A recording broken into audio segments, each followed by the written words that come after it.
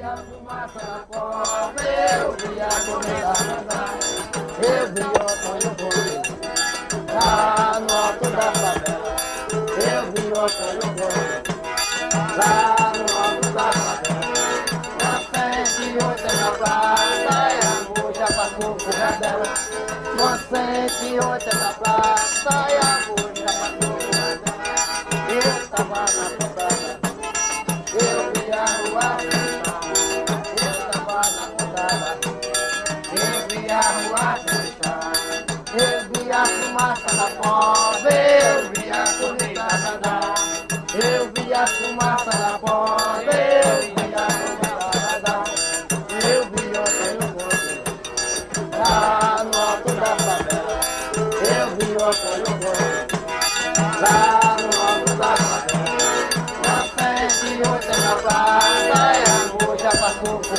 dela, na 108 na praça, e a moça passou por dela, eu tava na pontada, eu via a rua fechar, eu tava na pontada, eu via a rua fechar, eu via a fumaça na cova, eu via a comida nadar, eu via a fumaça na cova, eu via a comida nadar, eu via o Antônio Gomes, lá no alto do Xamã, com 108 na praça, é amor, é amor, é amor, com 108 na praça, é amor, é amor, é amor, eu tava na pontada, eu tava na pontada.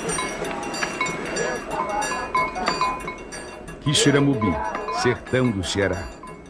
Da união de Vicente Mendes Maciel e Maria Joaquina de Jesus, nascia em 13 de março de 1830 Antônio Vicente Mendes Maciel, que mais tarde ficaria conhecido como Antônio Conselheiro.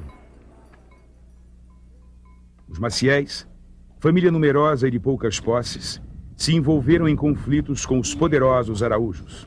Foi uma longa e trágica luta que ficou célebre na história do Ceará. Pelo lado, eu me sinto muito alegre de pertencer a uma família de um herói, mas pelo outro, eu me sinto triste porque houve grande derramamento de sangue que não era para ver.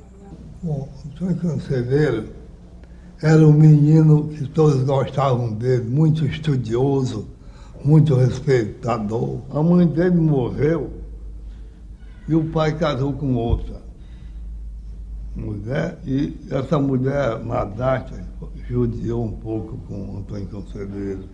Mas ele suportou tudo. Ia para a escola todo dia. Ele gostava muito de ler a Bíblia e era apaixonado pela Bíblia e pela monarquia. O Brasil vivia um período marcado por grandes rebeliões populares contra o latifúndio, a escravidão negra e a monarquia, todas violentamente reprimidas. Aos 25 anos, Antônio perde o pai e 2 anos depois casa-se com Brasilina Laurentina de Lima. Quando ele saiu daqui, ele vendeu, liquidou os seus negócios em Quixeramobim, vendeu a casa que ainda existe aqui na cidade. Aí foi tentar como Rábula a vida lá pelo norte do estado. Muda constantemente de cidade e de profissão. Foi negociante, professor, caixeiro e advogado provisionado, ou advogado dos pobres, como o chamavam. Em 1861, morava em Ipu com Brasilina e 2 filhos. Mas um dia surpreendeu a mulher com um furriel que ele frequentava a casa em colóquios amorosos. Profundamente abatido, Antônio abandona tudo e se retira para a Fazenda Tamboril, onde se dedica ao magistério. O relógio da saudade anda suspenso nas horas, só quem não ama e não sente, quando meu bem vai embora. Quando meu bem me visita, se estou doente, melhora, repita a mesma doença quando meu bem vai embora. Minuto parece hora, hora me parece dia, dia me parece ano, quando meu bem vai embora. Ele era poeta também, ele rimava. E a rima dele é poucas, mas eu aprendi. Antônio vai para Santa Quitéria e conhece Joana Imaginária, mulher meiga e mística que esculpia imagens de santos em barro e madeira. Com ela teve um filho chamado Joaquim Aprígio.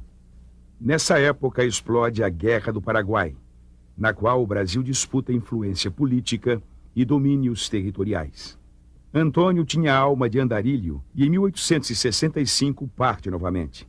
Trabalhando como negociante de varejos, percorre os povoados da região, mas os fracassos comerciais e a influência do padre Ibiapina levam-no a abandonar o Ceará. O padre Ibiapina, antes de ser padre, era juiz de direito em Quixeramobim, e protegia os Maciéis. Aí deixou tudo e ordenou-se vigário e foi pegar o evangelho e começou a levantar a igreja e casa de caridade.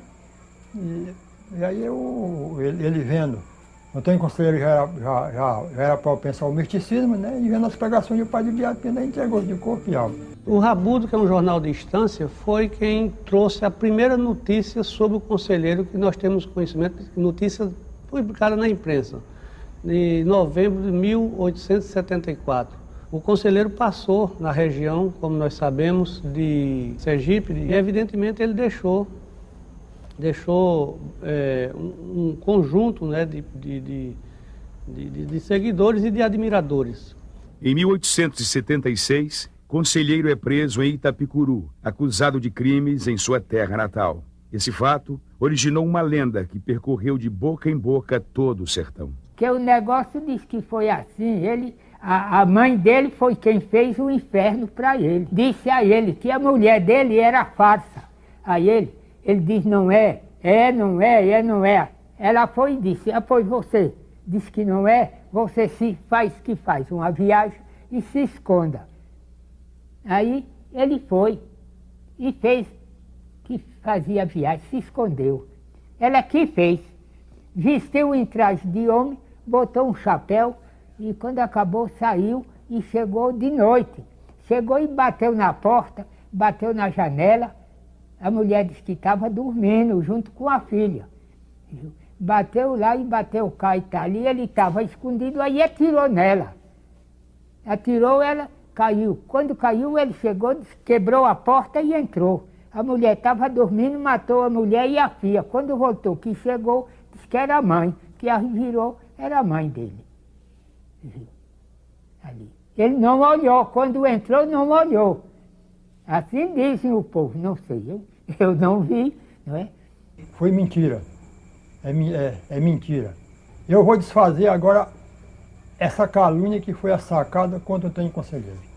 O Antônio Conselheiro, ao casar-se em 1857, já era órfão de pai e mãe.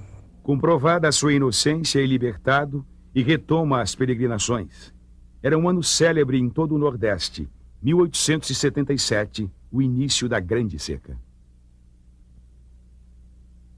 Essa foi terrível. Essa comia até cobra e raposa e quanta coisa medonha. Morreu muita gente de fome. Vou-me embora desta terra, segunda-feira que vem. Quem não me conhece chora, quanto mais quem me quer bem. Oh, boi, boiado, boi.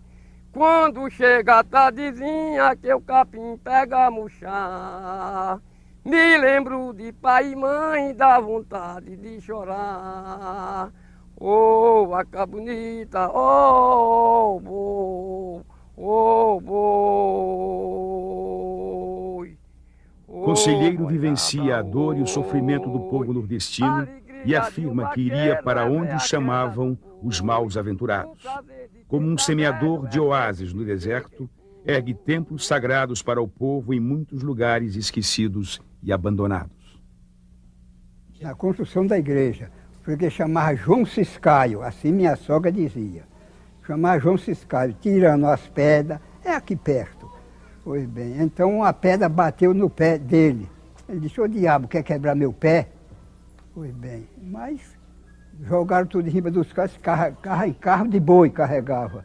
Quando chegaram com o carro que estava descarregando, ele chegou e bateu com a bengala. Disse, olha, essa pedra eu não quero aqui. Então diz que teve um que chamava Crescenso, assim minha sogra dizia, que dizia, mestre, por que manda retirar essa pedra? Porque ela foi xingada lá. A abolição da escravatura é proclamada. Conselheiro recebe com entusiasmo esta medida, pois há muito tempo já fazia pregações abolicionistas em suas andanças. Antes da abolição, há um depoimento de um italiano que estava marcando a estrada de ferro que devia partir de Alagoinha. E ele diz que cerca de 4.000 escravos saíam das redondezas no fim do dia e ouviam a palavra do conselheiro e de madrugada voltavam para a sua fazenda. Um ano depois, veio a República e com ela medidas como o casamento civil e a cobrança de impostos. Conselheiro não aceita o novo regime e passa a combatê-lo com firmeza. Para ele, a República queria acabar com a religião e apenas a família real tinha poder legítimo constituído por Deus para governar o Brasil. Só podia ter amor, a monarca. No início de 1893, em Natuba, Conselheiro destrói em praça pública os editais republicanos de cobrança de impostos. Essa atitude provoca a ira das autoridades locais, que o denunciam ao governo estadual e pedem repressão policial. No final de maio, Conselheiro estava em Maceté, quando chegam 30 soldados e um tenente vindos de Salvador para prendê-lo. Seus seguidores, armados de garruchas e espingardas de caça, reagem, provocando a fuga desordenada da tropa. Maceté não há senão essas armas simples e o cacete. Há um soldado que foi morto a cacete. A situação era tensa e a pressão política tendia a crescer. Conselheiro reúne seus seguidores e parte sertão adentro, em busca da terra prometida.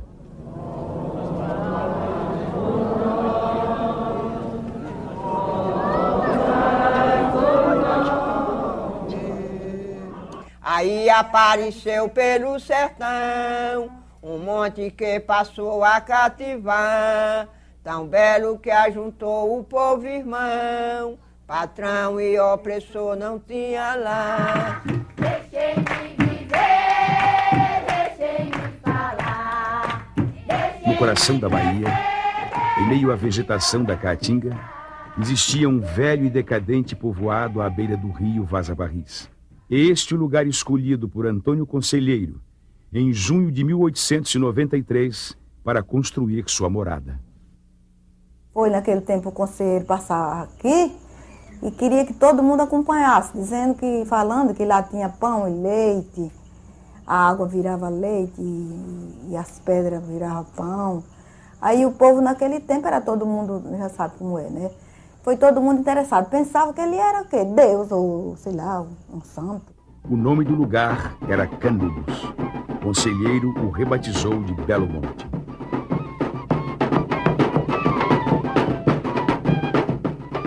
A inauguração da igreja foi uma grande festa, animada pelos fogos de Antônio Fogueteiro.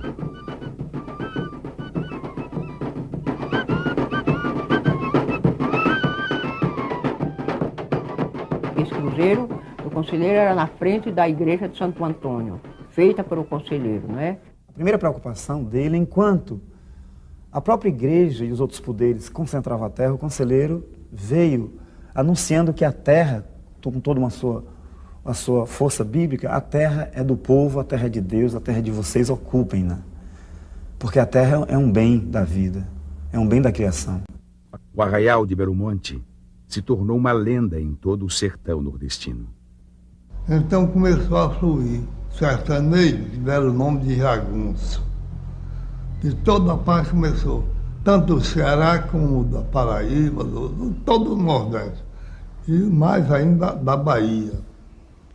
E ficaram tudo apaixonados pela doutrina dele. A igreja logo se tornou pequena para a multidão que se reunia à noite. Aí o conselheiro começava a fazer o sermão, aconselhando o povo, que queria ter união, que Canudos não precisava nem de polícia, nem de delegado, nem de cobrador de imposto, essas coisas todas, não havia necessidade. Bebida de jeito nenhum, porque João Abade tomava todo cuidado. Ele ainda prendeu 2 que trouxe uma cachaça escondida. Prostituição não tem, porque o conselheiro pregava contra e o povo acreditava e não queria. Foi iniciada a construção da Igreja Nova. As doações para as obras vinham de vários pontos do estado. Aí quando via toda a madeira, que mandou os 16 homens pegar e suspender, cadê? Não caminharam 10 metros, botaram no chão. Disse, não vai não, um peso horroroso. Vai, não vai, tornaram a pegar de novo, pôr abaixo. Aí ele disse, deixa aí, vamos ver como é que vai resolver.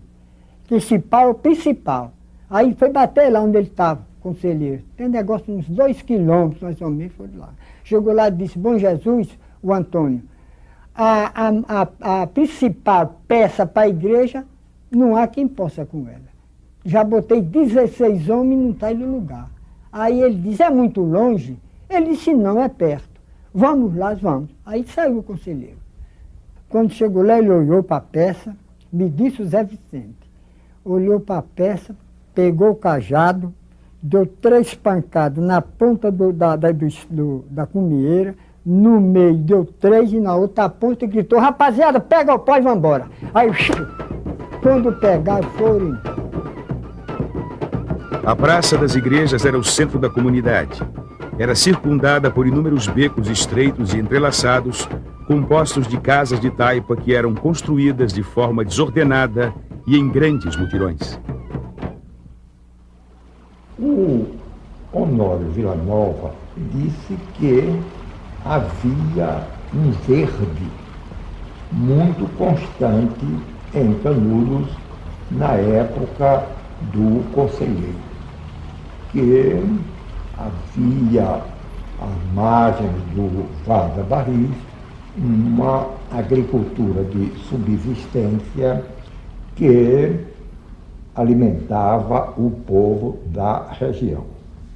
Agora, Frei João Evangelista, quando esteve em Canudos, em 95, e apresentou um relatório a respeito, ele disse que as condições de alimentação eram muito precárias, que o povo passava por grandes dificuldades. Disse ainda Honório Villanova, grande era Canudos do meu tempo. Quem tinha roça tratava da roça na beira do rio. Quem tinha gado tratava do gado. Quem tinha mulher e filhos tratava da mulher e dos filhos. De tudo se tratava, porque a nenhum pertencia, e era de todos, pequenos e grandes, na regra ensinada pelo peregrino. É uma sociedade solidária, fraterna, igualitária, em função da própria necessidade de criar os instrumentos e os elementos da subsistência de todos, né? Isso faz com que, efetivamente, Canudos seja uma grande experiência que a gente pode ousar chamar socialista. Entre a população de Canudos estavam muitos negros ex-escravos que, após a abolição, acompanharam o conselheiro. Os índios das aldeias Caimbé, Quiriri e Tuxá também eram uma presença marcante. Canudos, pelo fato do seu líder maior não ter reconhecido a República, não reconheceu automaticamente o governo republicano. Então Canudos praticamente era uma cidade, uma cidadela independente dentro do país. Eu acho até que a única comparação que se pode fazer com relação a Antônio Conselheiro, embora guardadas as devidas proporções, é o poder de Antônio Conselheiro só tem paralelo histórico nos faraós do Egito. Porque ele assumia todos os poderes, ele era executivo, ele era legislativo, ele era judiciário e ele era também Deus, como o faraó do Egito. Embora ele dissesse que não era Deus, aquela coisa que quando se ajoelhava para beijar os pés ele dizia, levante-se que Deus é outra pessoa, mas essa era a posição dele, o povo acreditava que ele era Deus. Então, nesse particular, Canudos era sui generis. Não tinha semelhança com as outras cidades. Mas no que respeita aos seus aspectos urbanos, no que respeita ao tipo de organização social, no que respeita à pobreza, às carências generalizadas, eu acho que Canudos não tinha muita diferença das outras cidades do sertão. Canudos, no meu entendimento, é a cidade dos despossuídos, dos desesperançados, né, dos marginalizados, pessoas que viviam sob o baraço e o cutelo dos grandes coronéis, dos grandes proprietários, senhores da verdade e senhores até da mentira, né? Donos de tudo e de todos, que marcavam gado como marcavam gente. Então Canudos é essa alternativa, é essa perspectiva, é a oportunidade de pessoas que nunca tiveram a chance de dizer não ao latifúndio, dizer não ao coronel e participar de uma utopia ou da construção de uma utopia que facultava a eles essas formas de vida ou essa forma de convivência absolutamente nova no seu cotidiano. Eu acho que existiu uma sociedade igualitária, um socialismo utópico. Evidentemente que nunca existe uma sociedade igualitária quimicamente pura. Tem sempre requisitos das outras formas de produção. Então, se havia alguma coisa que destoasse desse sentido, era puramente secundária. Se a terra era comum, se a produção era distribuída por todos, evidentemente o que prevalecia era um sistema igualitário. Eu não acredito em sociedade igualitária. Por quê? Os comerciantes são muitos e todos eles referidos pelos sobreviventes, pelos jornais da época. Antônio da Mota, Antônio Villanova, o Antônio dos Pocinhos, o Marciano de Sergipe, o Macambira, entendeu? Eram homens de recursos e tinham como que uma importância aí. Há uma carta publicada que um diz assim: meu compadre, venha que eu tenho 3 casas para lhe vender. Então não era igualitária esta sociedade, você tinha casa e negociava até com as casas. Esse fato de que houvessem propriedades privadas particulares, ou nas redondezas ou dentro de Canudos, não altera, no meu entendimento, a substância essencial do que foi Canudos, né? Se você tinha 1, 2 ou 3 proprietários, você tinha uma grande massa da população usando coletivamente a terra. Não é o privilégio que caracteriza a sociedade canudense, é a forma igualitária de vida da maior parte da população, né? A segunda cidade da Bahia, no século XIX, com 30 mil habitantes, tendo que alimentar todo mundo, ela tinha que buscar uma forma de distribuição de bens equitativa, justa, porque senão era impossível, senão era reproduzir a miséria da sociedade republicana, da sociedade conservadora brasileira, em muito maior intensidade. O limite que Canudos se estabeleceu foi exatamente em função da concepção moral, política, autoritária da igreja. Quer dizer, Conselheiro é um homem efetivamente comprometido com a religião cristã, com a igreja católica, que é extremamente repressiva em seus aspectos.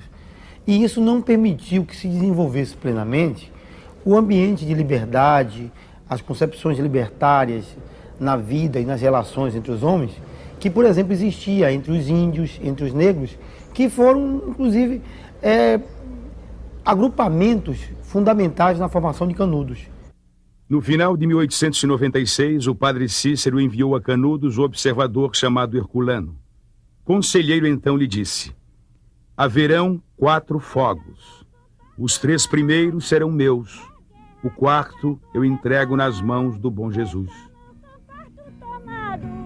É guerra que vai começar, e haja fogo, e haja guerra no mar. Hoje a fogo, e haja guerra no mar. Morreu secretário, ficou general. Morreu o secretário, ficou general. Matezinho das donzelas e ajudai-me a pelejar. Matezinho das donzelas, ajudai-me a pelejar. Isso tudo é louvor, isso tudo é louvar. Isso tudo é louvor, isso tudo é louvar. O conselheiro precisava de madeira para a igreja nova em construção e a encomendou em Juazeiro. O pagamento foi antecipado, mas no prazo estabelecido, a madeira não foi entregue. Espalhou-se o boato de que Juazeiro seria invadida pelos conselheiristas. O juiz local tinha antigas divergências com o conselheiro e resolveu estimular o pânico na cidade. Grande parte dos moradores decidiu atravessar o Rio São Francisco, refugiando-se em Petrolina.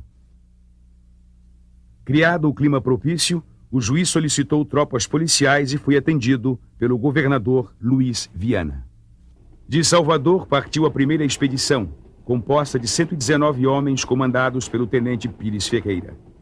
Chegam a Juazeiro em 7 de novembro de 1896 e decidem então ir em direção a Canudos. O encontro deu-se no povoado de Uauá, no amanhecer de 21 de novembro. Os conselheiristas chegaram entoando cânticos, tendo à frente a bandeira do divino e uma grande cruz de madeira. Chegaram em procissão, vinham como quem vinha para a reza ou para a guerra. Foram recebidos à bala pelos sentinelas semi-adormecidos e surpresos. Era a guerra. O conflito generalizou-se rapidamente.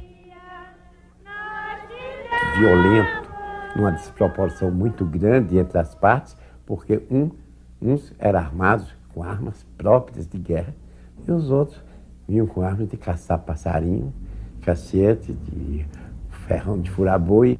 Passadas várias horas, os conselheiristas comandados por João Abade resolveram se retirar, deixando para trás dezenas de companheiros mortos e um quadro desolador.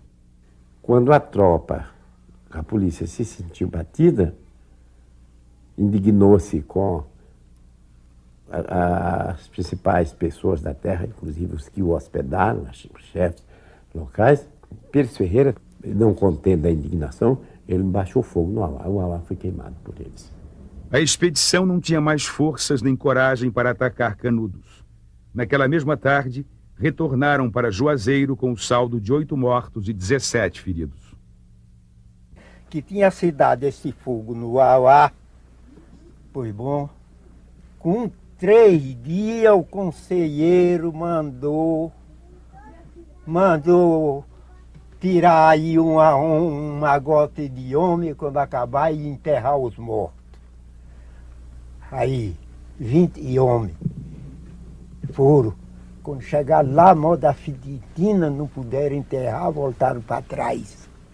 Quando chegaram, disse o conselheiro, não podemos enterrar os homens por causa da Fiditina, que não dá jeito.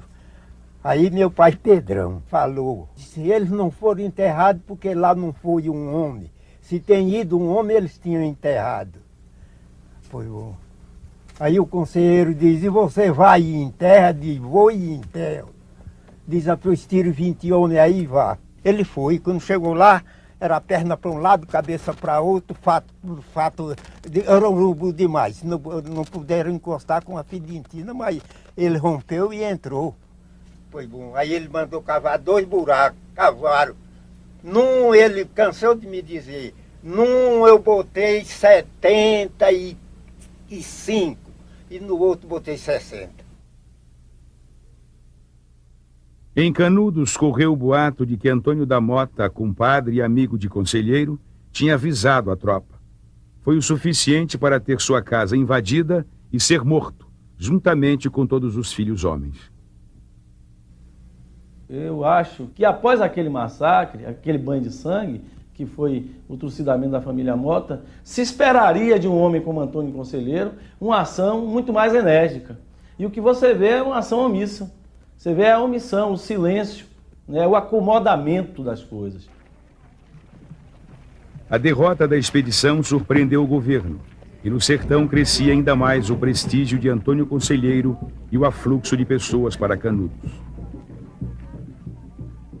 Nas semanas seguintes, organizou-se a segunda expedição, muito mais poderosa que a anterior, com canhões, metralhadoras e mais de 600 homens sob o comando do major Febrônio de Brito.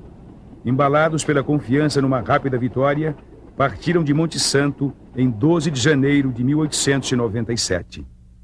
Nesse mesmo dia, Antônio Conselheiro concluiu em volumoso livro suas prédicas, obra manuscrita que contém pensamentos e discursos sobre religião, monarquia e escravidão.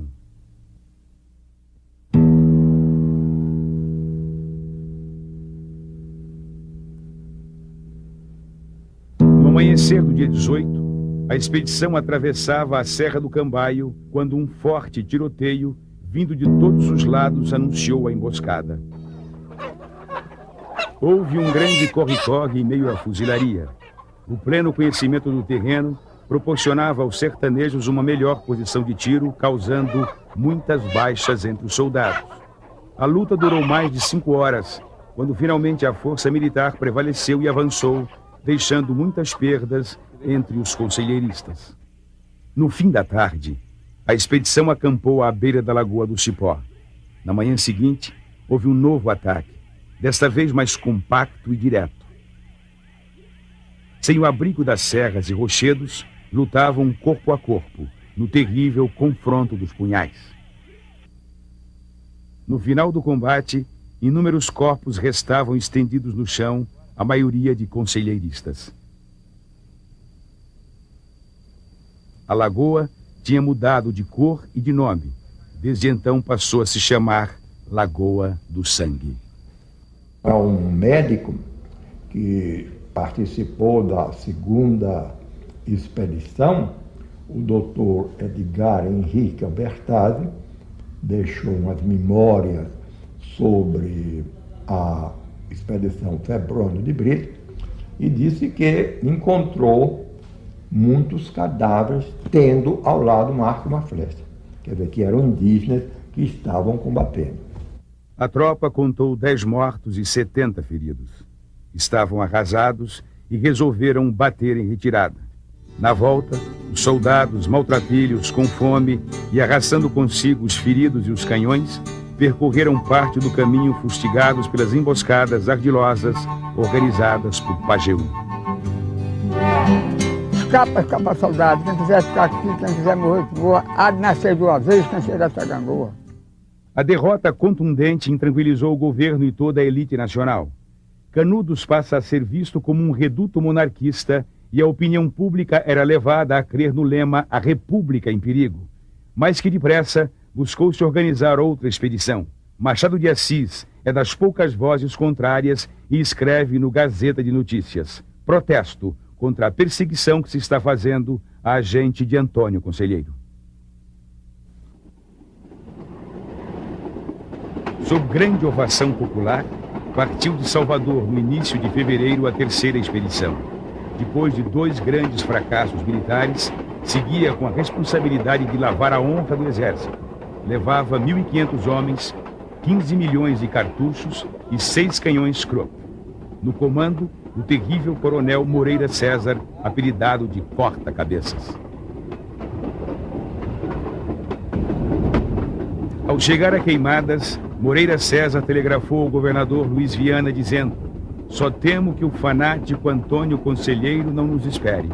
A confiança na vitória era total.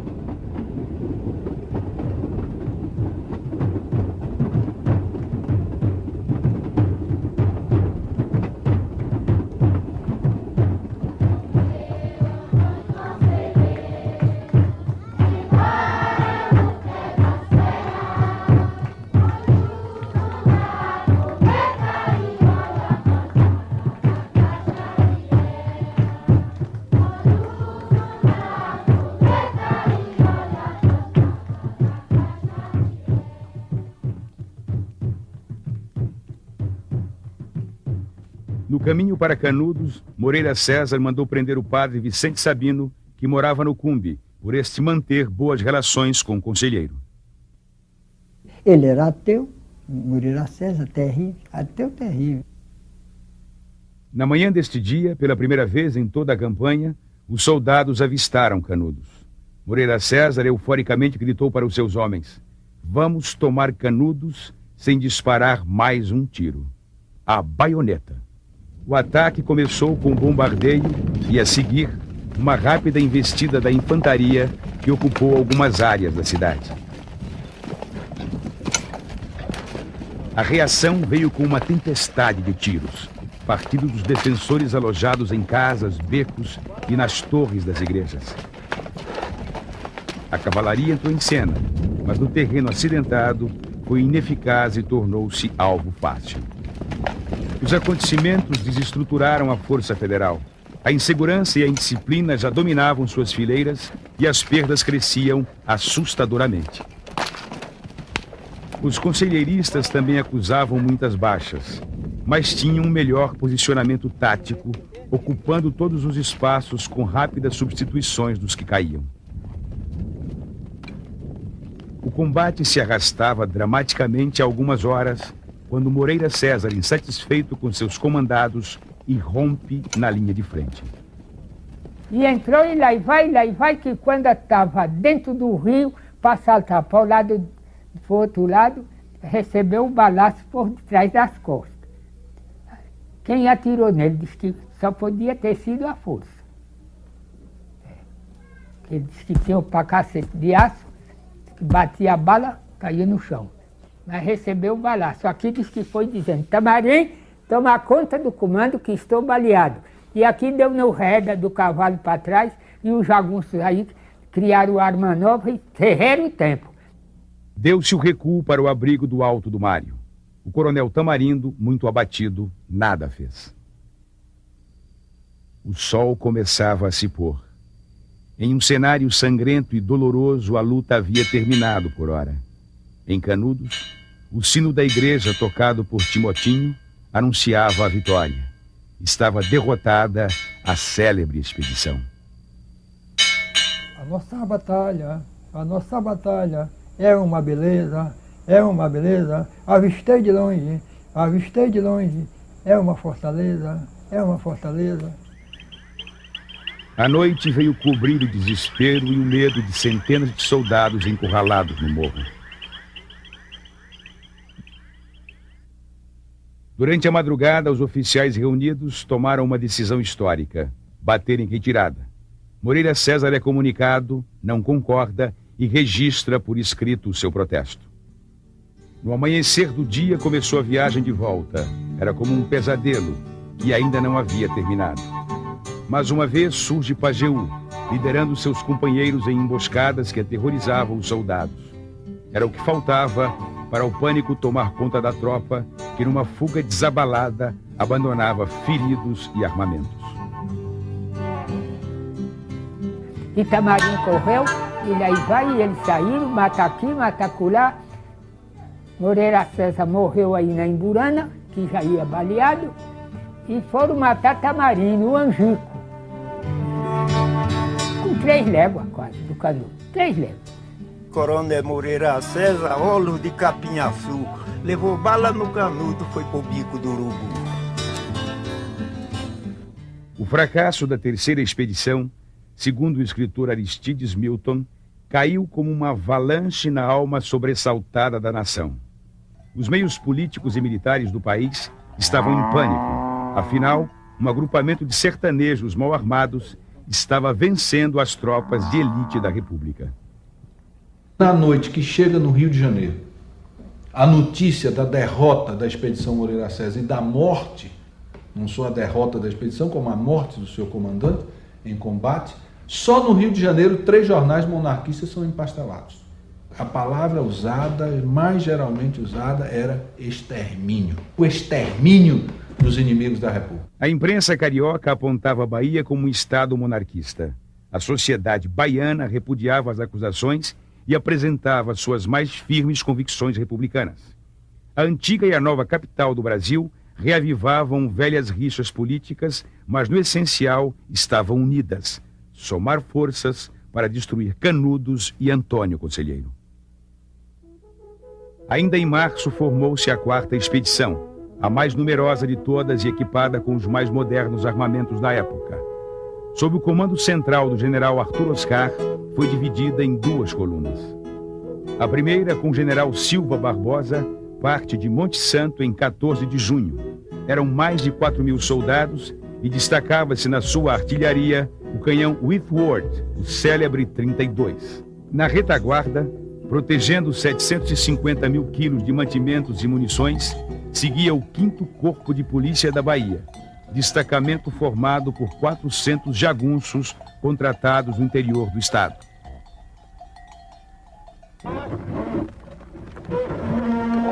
O comboio se estendia por vários quilômetros em marcha lenta e fragmentada.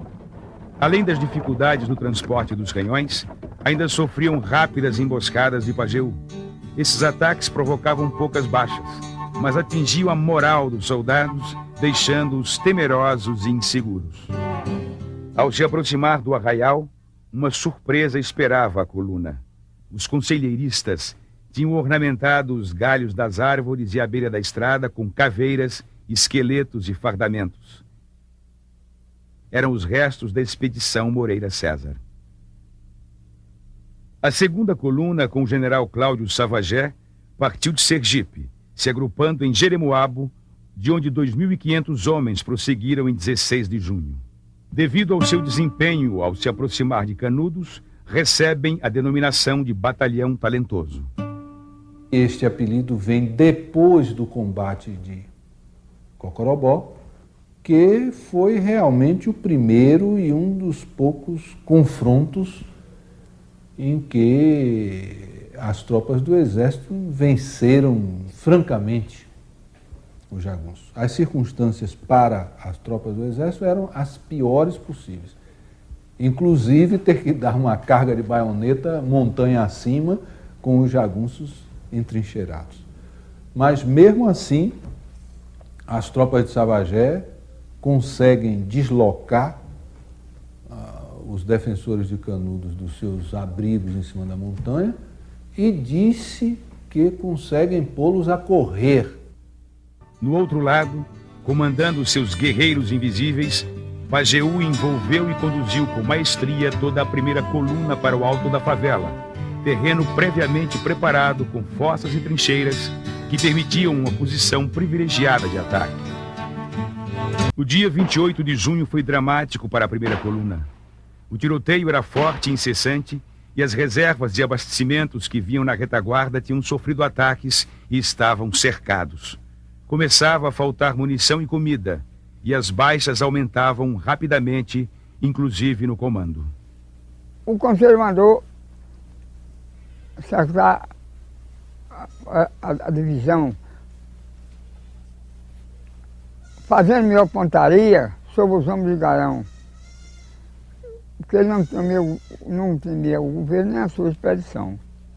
Me disse Justino, que era terrível emboscada, ele disse: Justino, e você, para que eu atirava lá em soldado, eu fazia assim, ó, procurar. Quando ele vinha comandando, já conhecia. Ou ele vinha com alguma coisa, ou vinha com a espada, compreendeu? Ou a cavalo, nós aproveitava tudo, não era nele, ó, passava o soldado para atirar nele lá.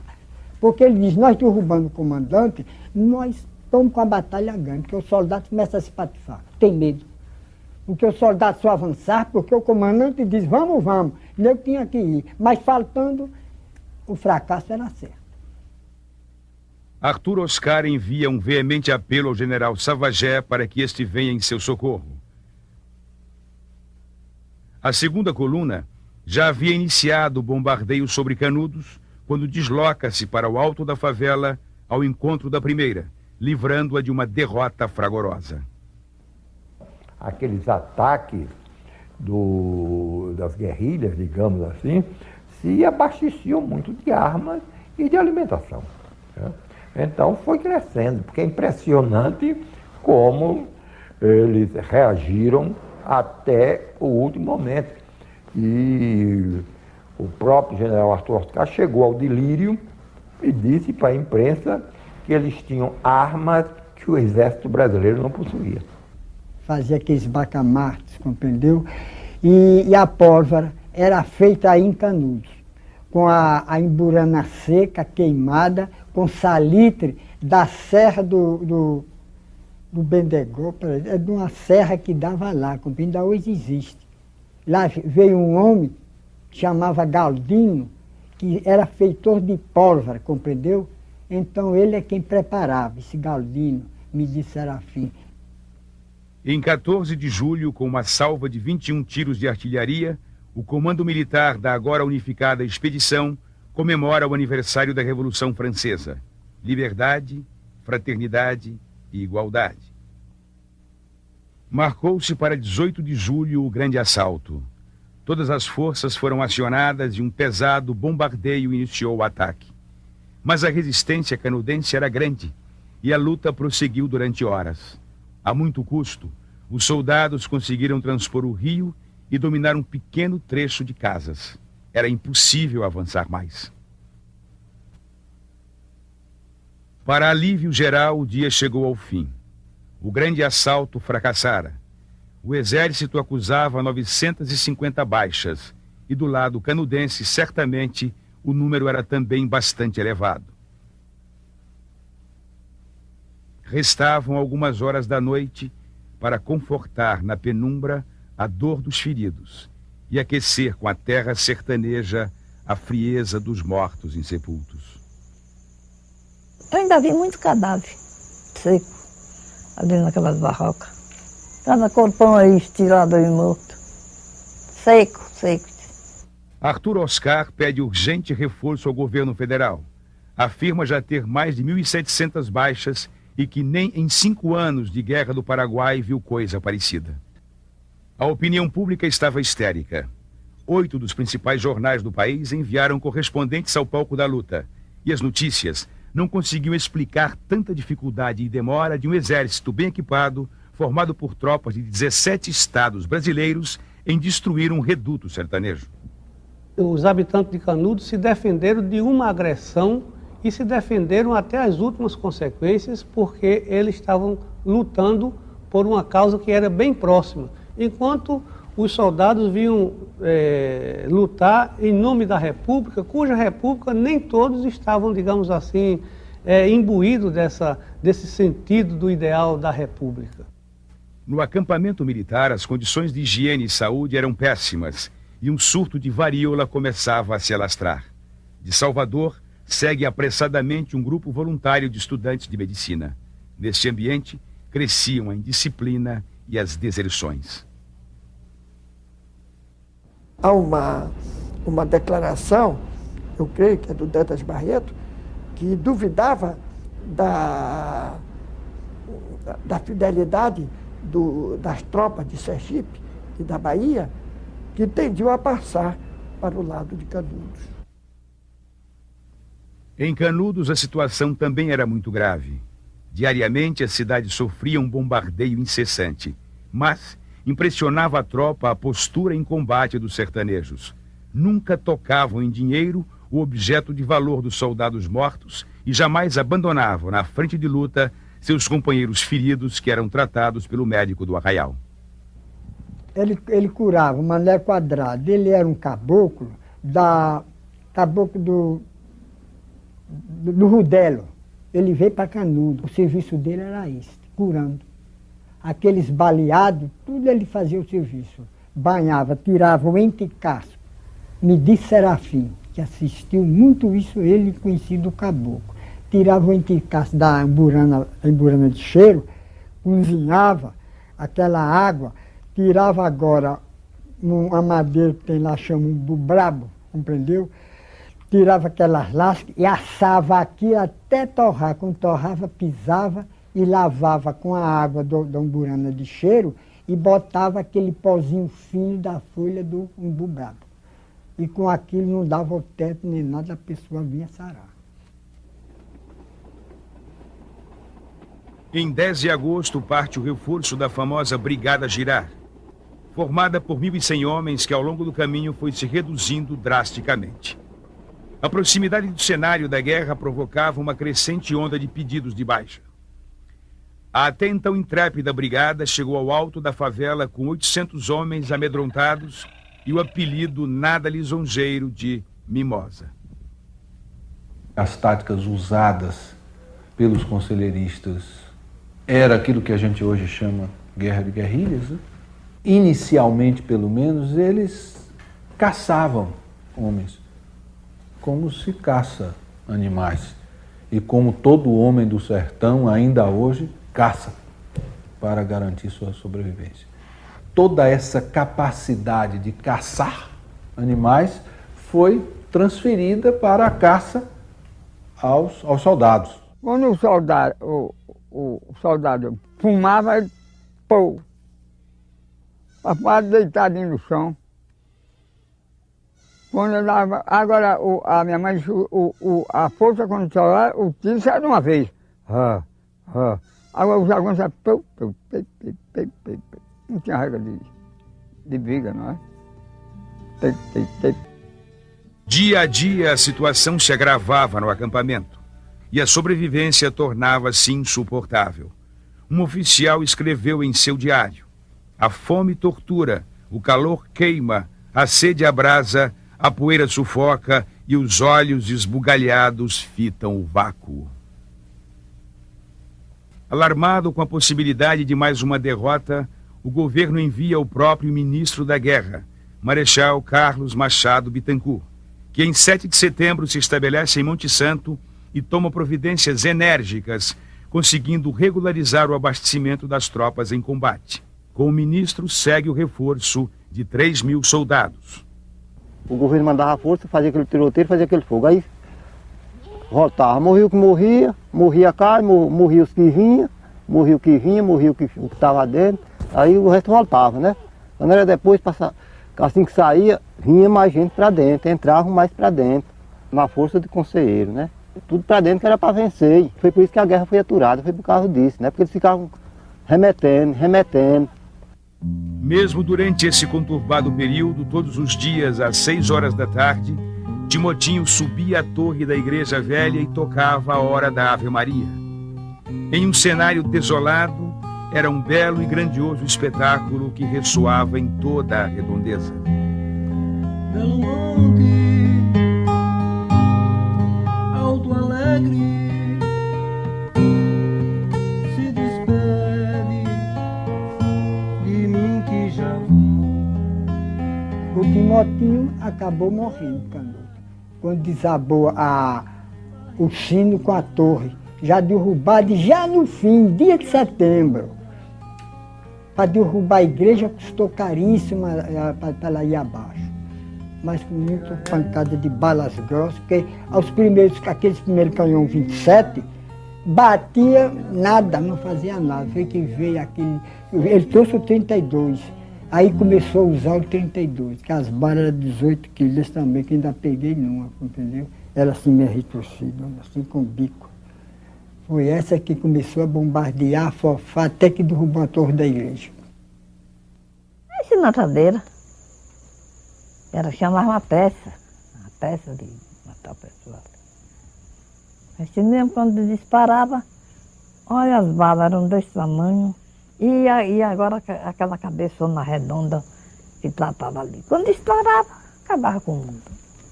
Eles então apelidaram. Vamos quebrar a matadeira. Como saiu 11 para fazer isso. Sei até quem foi o chefe que se ofereceu. Foi Joaquim Mancambira.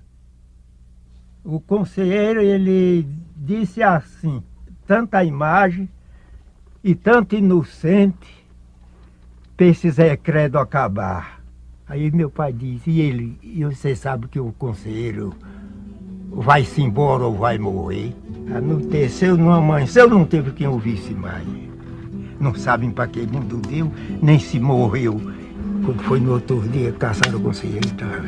Estava a estrada de Várzea da Ema como último canal de contato externo. Antônio Villanova, Pedrão, Manuel Ciríaco e Tizé se retiram logo após a morte de conselheiro. Marciano de Sergipe ficou e disse: se o conselheiro morreu, eu também quero morrer. Quando eles tomaram a estrada, deixaram o rio aberto, para quem quiser ir, quem quiser sair. Mas não, nem todos quiseram sair. Para derramar o sangue o bom Jesus. Não saía, não. Canudos estava totalmente sitiada. Em 1º de outubro, Arthur Oscar ordena um choque em toda a carga sobre o núcleo central de Casas, o último reduto conselheirista. Revelando mais uma surpreendente tática de guerrilha, os canudenses utilizavam fossas subterrâneas que interligavam as casas e permitiam ampla mobilidade de ação. Depois de várias horas de fogo cerrado, os soldados conquistam os escombros da Igreja Nova, a mais importante trincheira de resistência do Arraial. Esse feito foi comemorado com entusiasmo, mas, inesperadamente, uma tempestade de balas desceu sobre a praça. Vinham das ruínas, de tudo que já fora destruído. Era como se viessem do nada, mas vinham e causavam muitos estragos. Em resposta, o exército lança 90 bombas de dinamite e latas de querosene. Depois de 3 meses de intenso bombardeio, agora o fogo tomava conta do Arraial. As perdas do dia eram assustadoras. Os mortos e feridos militares somavam 570. E centenas de corpos canudenses se espalhavam pelo chão dos becos e das casas.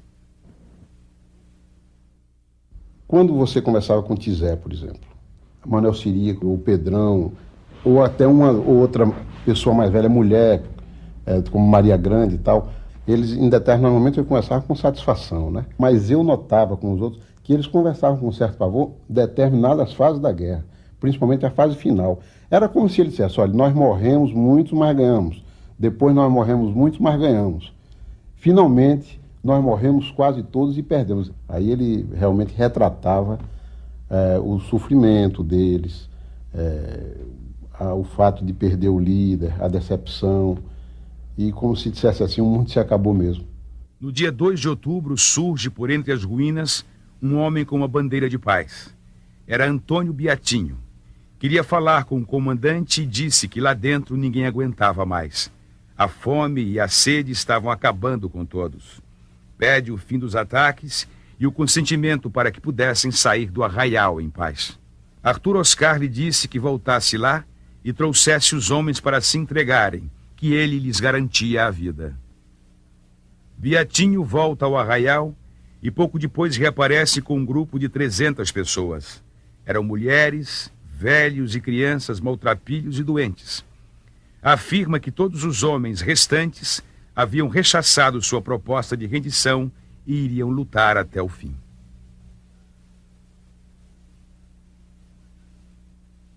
O ataque prosseguiu com o fogo se alastrando vorazmente. Por cada beco, palmo a palmo, milhares de soldados avançavam sobre um cenário de fim de mundo. Era a tragédia e o horror sobre uma legião de corpos carbonizados em meio às cinzas dos 5.200 casebres. A preocupação dos generais, segundo Aristides Milton, era não deixar pedra sobre pedra, pois queriam que ali se plantasse a solidão e a morte. O exército lá recebeu a missão de destruir Canudos. Certo ou errado, alguém superior ao exército deu esta ordem. Bem, foram feitas as expedições para lá. Canudos foi construída, dentro do nosso país. Era uma secessão. E essa secessão tinha que ser debelada. Isto aí, na minha concepção, não há dúvida. É um separatismo, houve um separatismo. Ele criou um reino do Belo Monte dentro do país.